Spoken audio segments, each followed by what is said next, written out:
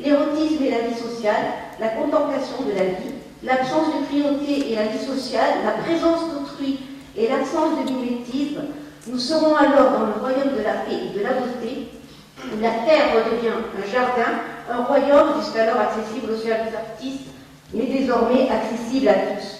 Et face à ce capitalisme et cette économie débridée dans laquelle nous vivons aujourd'hui, ce que j'ai envie de dire à Bernard, en reprenant le chant de la Révolution espagnole, promettez-moi de résister. Bernard était un universitaire et en tant qu'universitaire, il se caractérisait par ce qui est la raison même de notre engagement à tous dans ce métier, par la liberté de parole. C'est un esprit libre, effectivement, qui a montré que le non-conformisme était une voie féconde de l'innovation. Et c'est vrai que l'attentat du mois de janvier nous donne l'occasion de réaffirmer ici cette importance de la liberté d'expression et le fait que l'université doit rester ce pourquoi elle a été créée, un lieu de débat, un lieu d'échange, un lieu où la liberté d'expression est la règle. Alors on sait tous que son ami Michel Houellebecq nous a bien montré que la tentation à la soumission et au conformisme est toujours présente. Mais justement, et je crois que c'est le sens de cette journée, à nous de montrer que l'université, les universitaires sont là pour résister, à nous de faire vivre ensemble l'esprit Bernard Maris, cet esprit de liberté, cet esprit de débat, cet esprit d'échange. Je crois que c'est tout le sens de cette journée ici, et c'est la raison pour laquelle je suis particulièrement heureux de vous accueillir et de vous souhaiter une excellente journée. Merci.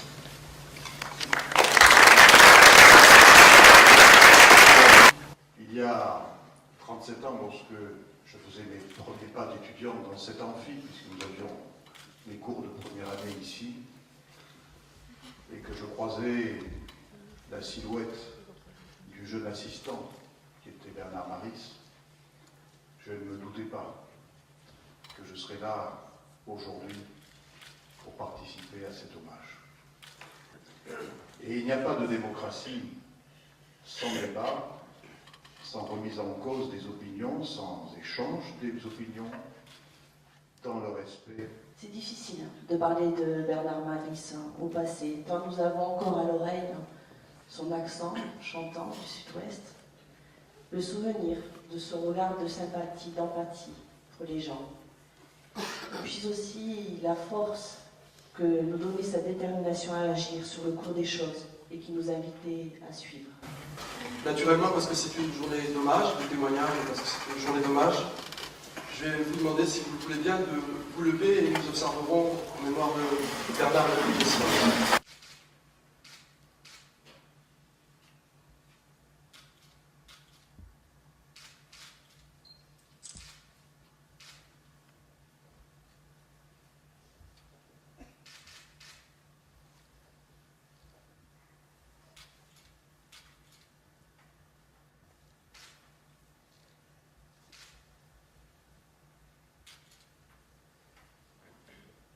Je vous remercie.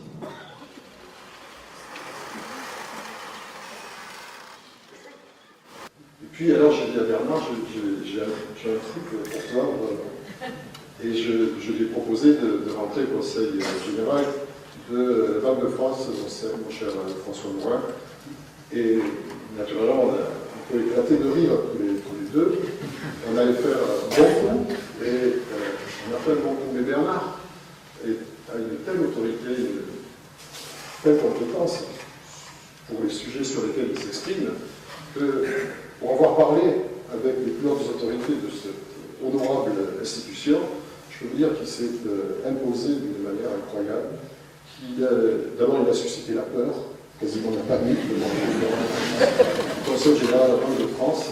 J'ai eu des reproches très nombreux, y compris de certains de mes amis, qui l'idée totalement saugrenue que de vouloir refaire la révolution à cet endroit-là. Eh bien, ça a été, je crois, une parfaite réussite et ils sont nombreux là-bas à regretter de ne plus avoir Bernard Maris. Regardez trop, Bernard Maris. Ah, alors? Personne dans le cadre universitaire. Ah non, si! Non, pas les rêves! Il y a de tout, hein. De la littérature. Oh, de la psychiatrie. Oh là, de la poésie. Oh, oui.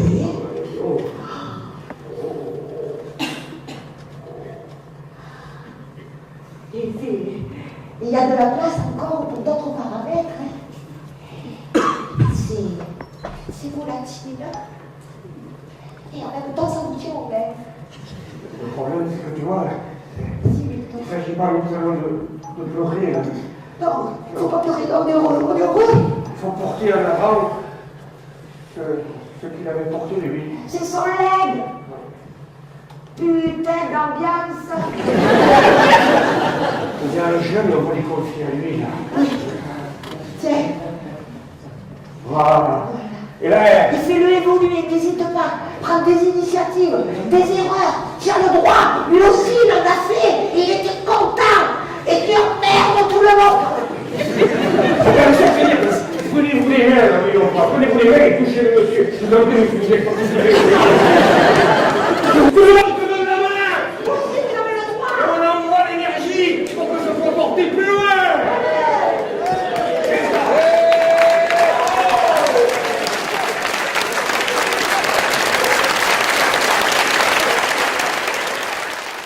Bernard Maris a été un camarade, un ami même, je peux le dire, parce que je l'ai connu quand j'étais étudiant, il était jeune assistant, il a été maître de conférence. Moi, je l'ai jamais eu en cours, mais en revanche, je l'ai très souvent croisé, puisque j'ai moi-même fait ma carrière ici un peu dans quelques années après lui, mais avec un parcours tout à fait comparable. Donc on se croisait souvent, on polémiquait souvent, on n'était pas, mais c'est le propre de Bernard Maris, qui était un esprit souvent décalé, interrogateur. On a eu des débats passionnés sur un tas de questions ayant trait à l'économie et à la gestion des entreprises. Voilà, il est quand même resté 18 ans dans cette maison, donc il a beaucoup d'amis ici et c'est un grand manque pour nous que sa disparition. Je suis très heureux qu'il y ait aujourd'hui cette commémoration en souvenir de lui, et derrière lui c'est surtout un appel un peu à la tolérance et à la liberté d'expression que nous voulons affirmer, et donc Bernard restera pour nous l'image de cette liberté d'expression et de cette tolérance. C'est une belle journée pour nous aujourd'hui. Ma première rencontre, moi je devais être je pense que j'étais en train de faire ma thèse quand il était ici jeune assistant au maître de conférence. C'était au début des années 80 et donc je l'interrogeais, on discutait sur mes questions de recherche qui avaient trait au management des entreprises. Voilà, on discutait. Il avait toujours un regard décalé qui était de bon secours pour un thésard qui se pose des questions. Monsieur le Président, bonjour. Bonjour. Bernard Maris, C'est très difficile. Je pense qu'on est un peu excessif. J'ai dit tout à l'heure que je considérais presque Bernard Maris comme un frère, parce que quand vous partagez tout avec quelqu'un, ou vous semble tout partager de ce que je connaissais de lui, de ces temps d'intimité qu'on a passé ensemble, on a vraiment l'impression d'un rapport très très proche, comme deux frères. Et c'était aussi un éveilleur de conscience. C'est quelqu'un qui était capable de vous amener à réfléchir, comme on a dit ce matin, avec beaucoup d'intelligence, beaucoup d'humour, de légèreté, de profondeur. Bernard Maris, c'était la vie telle qu'elle est, avec ses contradictions. Et pour moi, Bernard, c'est surtout quelqu'un qui m'a rendu fier d'être ce qu'il était, ce que je suis, rendu fier d'avoir partagé les mêmes convictions. Et c'est donc à la fois un repère, une balise, et en même temps quelqu'un qui continuera toujours à me guider. Oui, il ne m'a pas vu, je l'ai vu passer, nous étions dans cette faculté, j'étais étudiant en droit, c'était lui un économiste, il était déjà sur le parcours de l'enseignement dans cette université, et j'avais beaucoup d'admiration parce que c'était pas facile tellement à cette époque-là, quand on avait les idées que nous partagions d'émerger, et très rapidement, c'est l'intelligence qui a gagné. Et c'est donc ceux-là qui sont apparus, Bernard Maris et beaucoup d'autres. Bernard Maris, pour vous, c'était qui? Alors c'était tout ce qu'on a pu dire ce matin, c'est-à-dire qu'à la fois c'est quelqu'un qui parlait de politique avec ce côté d'économie mais sans être d'économie, c'est-à-dire que pour des militants comme moi c'était l'accessibilité à des analyses mais aussi à des propositions qui étaient assez souvent celles que je partageais. Mais c'était surtout quelqu'un qui, à travers toutes ces facettes, par le fait d'être universitaire, chercheur, donc très ouvert. Et je crois qu'il y a eu des phrases extrêmement belles ce matin qui disaient qu'il était à la fois, je dirais, très convaincu, parce qu'il avait une force de conviction et une force dans ses propos, mais en même temps, parce qu'il était chercheur, il était ouvert. C'est-à-dire que le chercheur, il doute aussi, parce qu'il se dit, est-ce qu'il n'y a pas des choses qu'on n'a pas Après, c'était quelqu'un qui était médiatisé, c'est-à-dire que je vois, il y a eu aussi une phrase qui m'a beaucoup plu quand on disait c'était quelqu'un qui n'aimait pas le pouvoir, mais qui était quand même attiré donc par le fait du pouvoir du journaliste, par le pouvoir de celui qui par les médias peut parler, mais pour parler contre ceux qui représentent un peu cette hégémonie, cette force dominante. Donc aujourd'hui, j'ai trouvé un hommage à la fois de fond, humain, chaleureux et puis surtout émouvant parce qu'il y a eu des moments très tendre. Donc pour moi il était tout ça et je suis ravi de la matinée qu'on a passée ce matin. Vous connaissiez personnellement? Alors non, malheureusement, parce que c'est quelqu'un qui était toulousain, qui avait énormément de chaleur et puis comme j'avais beaucoup de convictions que je partageais avec lui, j'aurais beaucoup aimé évidemment le croiser. J'avais évidemment une forte envie d'être des gens proches de lui parce que c'était quelqu'un qui avait un charisme et un véritable pouvoir de fascination. Donc malheureusement il est parti trop vite. Léa, bonjour, tu es étudiante au Capitola. Oui. Ouais, c'était important aujourd'hui pour toi d'être là. Alors bonjour, donc moi je suis venue ici aujourd'hui parce que déjà j'ai appris cette nouvelle avec le site de ma fac et je pensais qu'il était important de venir ici parce que rendre hommage à un professeur qui a étudié sur les bancs de ma fac, déjà ça représente, c'est un symbole. C'est un symbole, pourquoi? Parce que cela montre comment est-ce que des gens qui ont étudié ici et comment au travers de leur détermination ont réussi à, peut-être changer un petit peu le monde avec leurs idées. Et puis voilà, donc je voulais venir ici pour rendre hommage à Bernard Maris parce que comme le disait Patrick Pelou dans son discours, c'est en rendant hommage aux personnes qui sont parties qu'on les fait revivre. Voilà. Regarde qui vient d'arriver. Oh, oncle Bernard, enfin. Alstom, plus 3,55. ArcelorMittal, moins 0,32. AXA, plus 3,47. Banco Santander, plus 1,83. Aujourd'hui, le CAC 40 est en hausse et le Nasdaq en légère baisse.